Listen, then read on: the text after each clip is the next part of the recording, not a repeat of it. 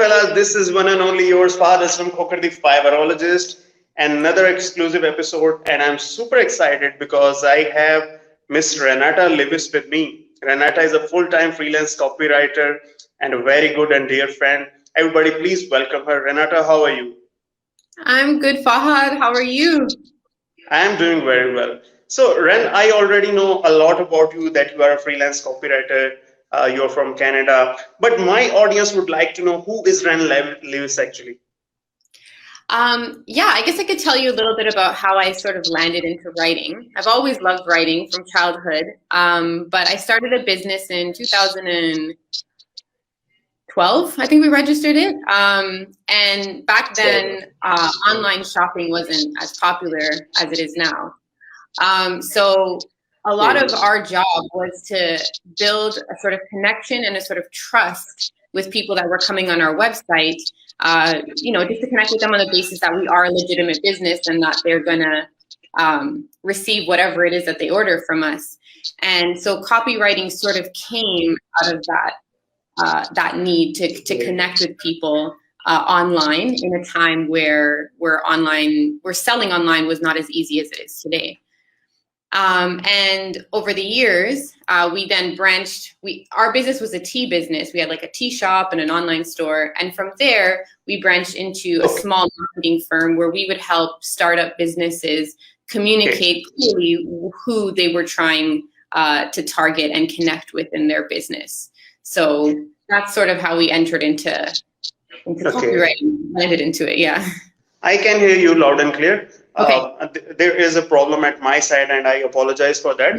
So you just said that the first motive was to build the trust of your audience when you were working at an e-commerce platform. So Exactly. how a copywriter actually how he or she earns the trust of his or her audience through copywriting? What is the strategy of that? I think, and I've seen like on your page, I think understanding who you're talking to is the first key. And in understanding who you're talking to, like I hear people talk about targeted audiences all the time, and I think it's very important to know who your target audience is. But also it's important to go, I think, one step further and really put yourself into the person's shoes whose problems or frustrations you're trying to fix or alleviate. And so if you put yourself into their shoes, you will write differently, you will communicate differently, and you'll come from a position of a more caring, more understanding standpoint where, I'm not just a business owner that's trying to make a sale. I have a solution to a frustration that you're facing. Okay, great. So I think this is one of the major mistakes done by many freelance fresher copywriters. They write every copy from their perspective. They never ever write being a reader. I always say to my student that one must write being a reader, go into the shoes of your customers and target their problems and target their frustrations that they are actually facing. So that is actually one of the major element of a good copy. Okay, so Ren, let me know what do you feel are the few 4 to 5 good and best aspects of a good copy? I think that great copy definitely has some sort of an element of storytelling in it. And I feel that storytelling helps to build a connection, and it also helps. We learn and remember things easier when they're told to us in stories than when we're just given facts or a bunch of information. And so if there's an element of a story in who you're writing for, or even when you're writing about yourself, like if you're offering your services as a freelance copywriter, sharing your origin story or sharing any story really about your experiences will help people to remember you better and remember, be able to easily recall you as opposed to somebody else who's just saying, I'm a copywriter and that's what I do. So I definitely think storytelling is one of them. I'm sure you probably talk about this as well, but ensuring that you're highlighting features, benefits, over features. Like this is an iPhone. It has the features of an iPhone is this is the resolution of the screen. This is, the pixels of the camera. These are all like basic things it's looking at something like this and answering the question, what problem is this solving for the person that I'm trying to sell it to? And I think focusing on those. Sorry for the interruption. What you are referring to are the features. Benefits are totally different things. Benefits are the thing which are gained from features, and there are benefits of the benefits as well, on which one must focus in a copy. Yes, exactly. Sorry. So yeah, if I didn't say that correctly, what I was sharing just now are the features of a product. So those are the things that, you know, every product or every service, there is a level of features. And I find that a lot of copywriters or writers or business owners, they focus on writing about the features. What I'm trying to say is it's more important to focus on what problem, what benefit is that product or service giving to your targeted client. Definitely, but there is one aspect on which I would like you to clarify a little more, which is storytelling. For example, if there is a certain client who comes to me and asks me to write a copy for a sales page so that he could sell his or her product like iPhone, as you said, or for example, there is a water glass. Okay, there's a water glass. Now, how would you create a story to sell such thing like that? What is meant by storytelling? I think there's a lot of ways that you can do it. For example, you could share, how has this product helped somebody else in the past? And is there a story that is there that you could pull from that? So was there a customer that you had in a situation and a story that they share with you, or even sometimes you can get it through your testimonials, that is worth sharing? You know, I feel like you could connect with a customer. Like, let's say a customer leaves a testimonial for you, a positive one, or for the business that you're working for. Is there a way that you can connect with that customer and go a little bit deeper on what motivated them to write that testimonial, and how did they end up landing on this product, and what has it done for their life, and tell that story rather than just even listing things like the benefits? Is going deeper and now giving somebody an actual example of how this has benefited somebody that's just like them. Okay, let's move a little bit ahead. Whenever we say the term like copywriting, I think it's a little bit vague and broad because there are many things that one can categorize as a subfield in the field of copywriting. Like there are landing pages, there are opt-in pages, there are email sequences, then there is Facebook copy, and there are ad copies and many things like that. And VSLs, video sales letter, all these things fall in the field of copywriting.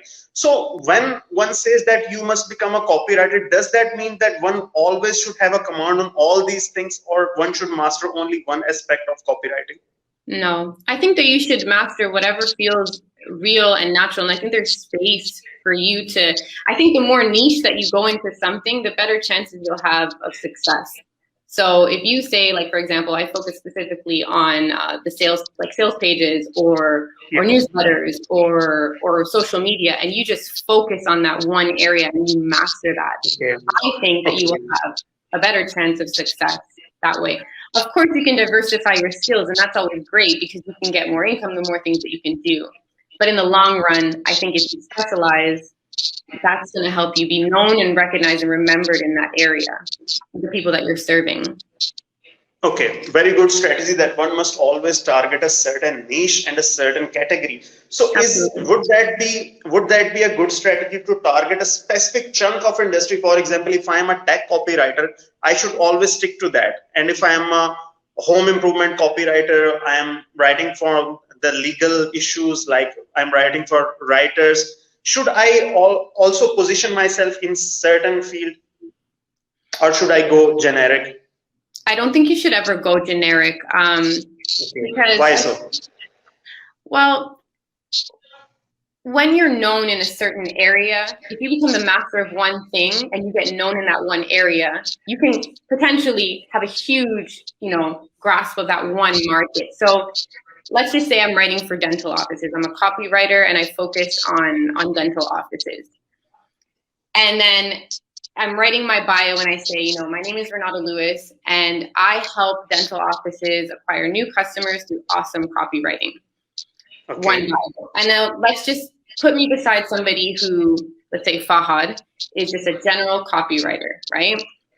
When a dental office is going to look for somebody, they're obviously going to want to hire me, right? And that is going to open up your market, because if you focus on, say, dental offices, well, the dentist that you serve is going to obviously know other dentists, and they're going to put you in connection with other people if you do a good job, and you'll become more and more known in that industry. It's just like starting a business, right? The more specific you can get about what you're selling and who you're selling to, I think the chances of success will be much higher. It might be a little bit slower, because you're building one by one, and when you say I do everything, well, yeah, then the dental office will reach out to you, the law office will reach out to you, the schools will reach out to you, or the small businesses. So you might get a lot of business quickly, but I think if you're thinking more long-term, specialization is always to somebody's benefit, opposed to general. One should not be jack of all trades. I don't think so. It's very hard to be jack of all trades. It's very, very hard to do that. Yeah. One cannot be become a specialized person in every field. That's what I personally feel. No, that makes things very complex. Yeah. I think too, like, in writing is a creative thing. I feel there's an element of creativity in it. And if you were launching out as a freelance copywriter and you were focusing in let's go back to dentist, but someone reached out to you from, I don't know, the beauty industry or something, and you felt really connected and really passionate to that person, I definitely think you have the freedom to say yes as a freelancer to something that you feel passionate about. But I go back to saying it is ultimately important to specialize, at least in my experience. Okay, great. Okay, so Ren, would you like to state 4 to 5 a few industries you feel that there is so much potential in that and we should be targeting to those as a fresher? Like dental industry, you just said. Yeah, I think that the great thing about right now is, and what's been happening in these past 18 months is I think everyone has gotten a big, kind of shaking in reality that we need to move digital. Doesn't matter what kind of business you do, you need to have a very strong digital element to what you do or what you operate.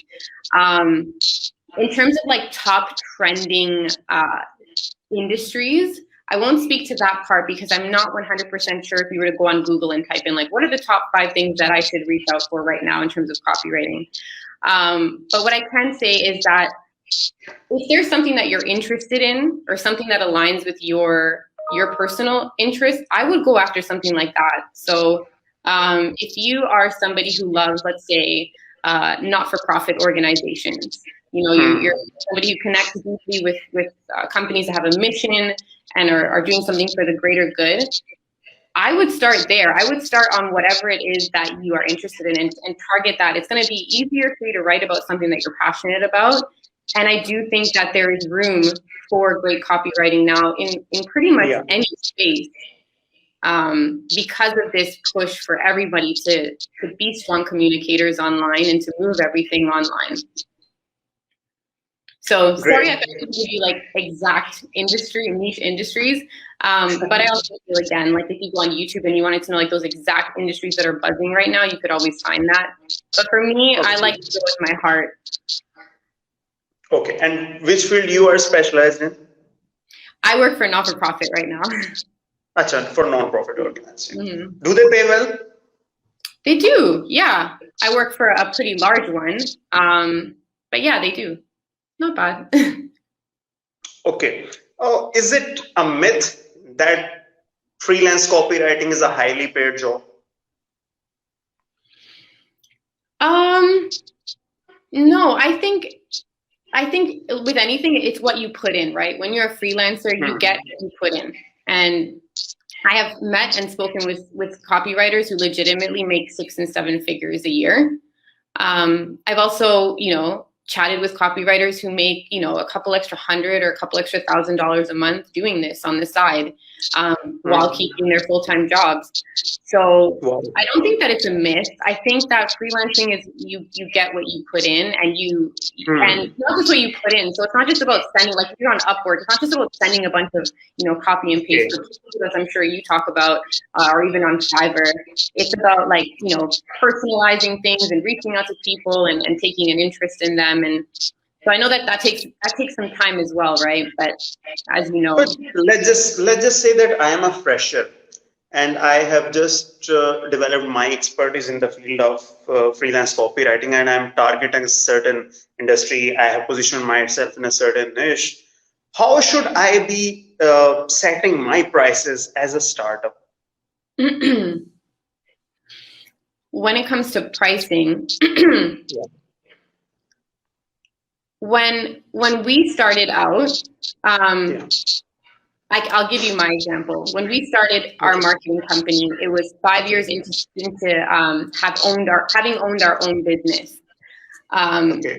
And so we based our pricing. Let me try and explain this properly. So we based our pricing based on what we felt taking the time away from our business to dedicate to somebody else was worth. Because any time spent away from our business was money lost potentially, right? So we had to make sure that when we were charging, we were compensating for the time that we were losing there. I think if you're just starting out and you're just building your, like with this person, in this example, would you say that this person has a solid portfolio and is ready to go, or are they building their portfolio still? Okay, so you cannot set a specific number. For example, one must charge 5 cents for a word, 10 cents for a word, 1 cent for a word, or it's not the case like that.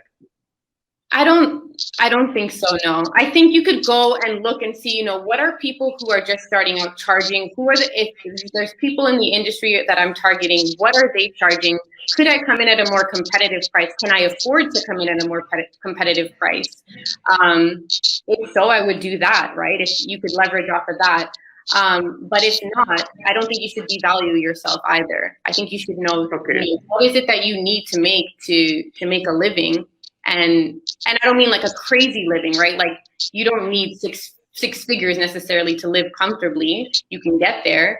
But what is it that you need to make a living, and how many clients would you need to make that? Okay. But are there some specific parameters on the basis of which one can say that this copy is worth much more than this copy? For example, like you said that you've been writing sales pages for the non-profit organization, right? You've been writing sales pages, right? Okay. No. So yeah. Well, okay, sales pages I've written for small businesses in the past. Okay, irrespective of the fact that who has wrote these 2 sales pages. Okay, but one sales copy is worth much more than the other one. Okay, on basis of what are the parameters on which the pricing of a sales copy can be set? For example, do you focus on the strategy on which you have written all that stuff, like PAS strategy? We have IDA model, AIDA, on which the sales pages are written, or do you focus on the length of that copy on the basis of which the price is judged of a certain copy? What are the parameters on the basis of which one should say that this is worth much more than this certain copy? Are you getting my point? Yeah, I think I'm getting your point. The parameters, I'm talking about the parameters, irrespective of the fact that who has wrote it. Yeah.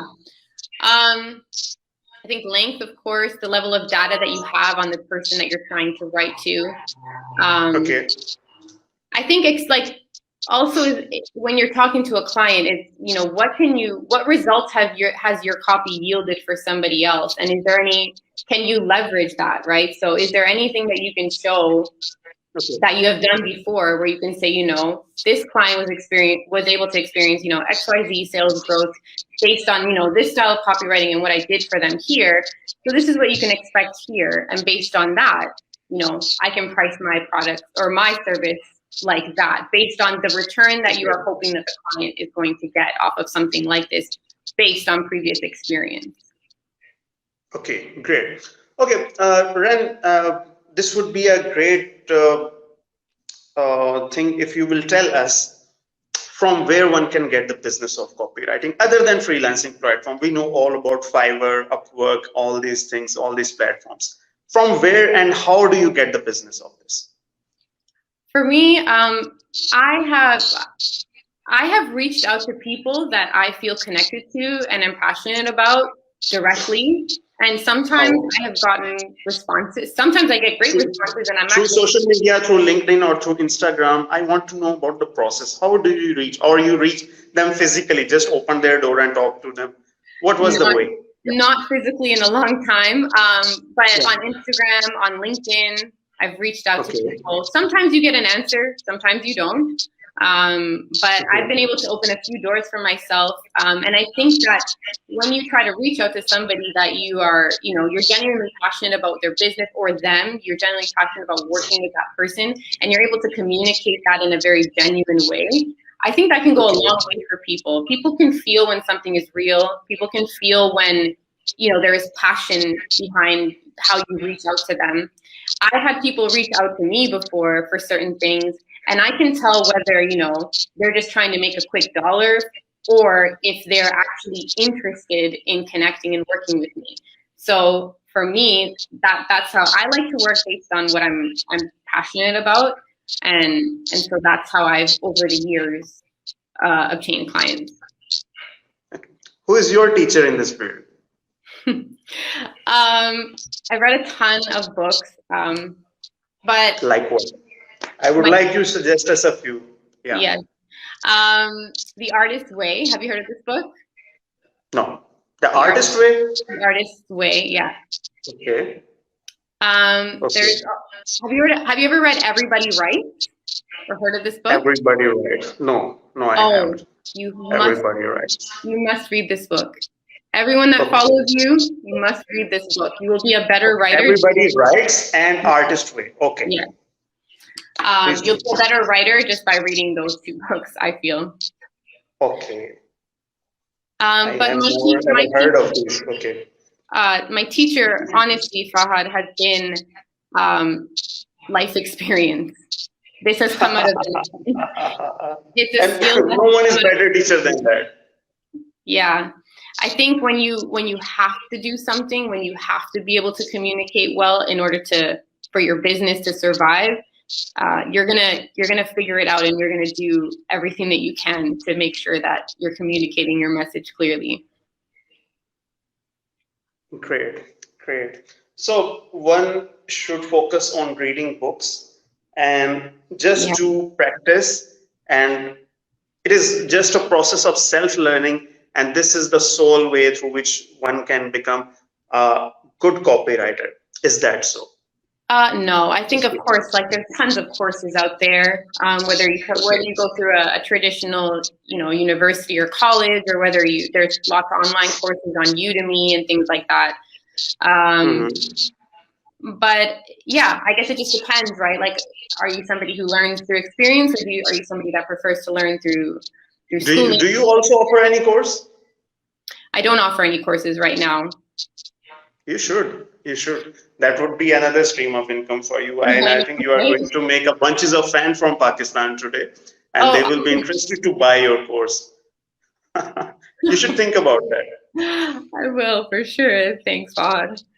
Okay, okay. Ren, I will be needing one final nugget of awesomeness from you. One final advice for all those who want to, apart from copywriting, everybody who is struggling with his or her finances, who want to change his or her current condition. What would be your advice to all those people listening to, who are listening right now and will be listening to you later? What would be your advice to them?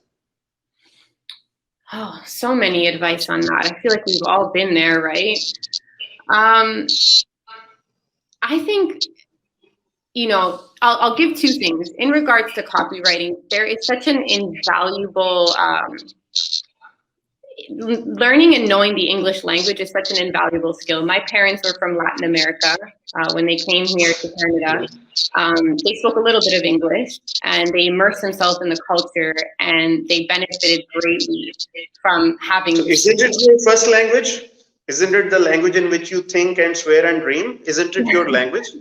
Me, yes. My parents, no. My parents speak Spanish. Oh, they speak Spanish. Okay. Yeah. And in which language do you actually think, actually? Is that Spanish or is that English? English. I was born in English. Canada, so, Okay, you were so born I in think Canada. in English. Okay. I dream in English. And you swear in English as well. I think the language in which you dream and the language in which you swear is actually your language. Yes. I personally feel. No, yeah, definitely. I definitely would consider Spanish my second language. But I think that strengthening your English language skills, I've seen it play out in my parents' life and in my family's life. And it's a massive benefit. And, you know, it's not something, you know, it's just immersing yourself in the culture. And I know, like, if you're in Pakistan, for example, like, you may not have a lot of people, or you may be more comfortable communicating in your native tongues. But through movies and books and all those things, you can improve your understanding and grasp of the English language in so many ways now. So I would definitely encourage that, you know, anybody that's watching to continue to strengthen your English language skills and use that to your benefit. And then I just think that, you know, in life, it's really important to fail quickly. The faster I think the faster that you fail, the faster you learn what does and doesn't work. You know, don't be afraid to try new things. And I know that sounds cliche to say, but I think a lot of people are afraid to try new things, and they are afraid to fail, and that holds them back from massive potential. So I think that those two things have helped me a lot. I've failed a lot, Fahad, in my life, and I've made a ton of mistakes, but it's taught me everything that I know. And I find that, you know, you have the choice of either diving in or not. And I would rather live a life where I dive in than one where I didn't. What a great advice. What a great piece of advice. And I couldn't agree more on this, that failure is one of the steps towards success. Actually, we have associated so much negative emotions with failure.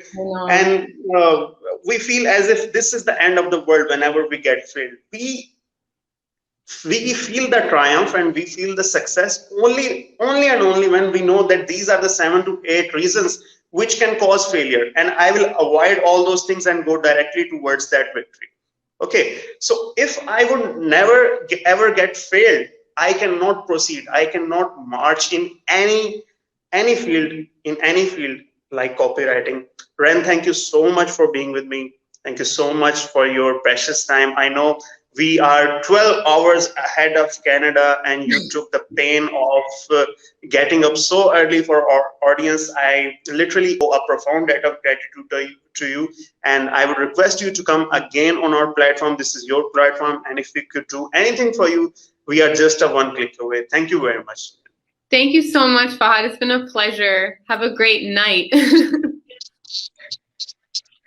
Thank you so much. Thank you so much. Okay. Bye. Take care. Bye.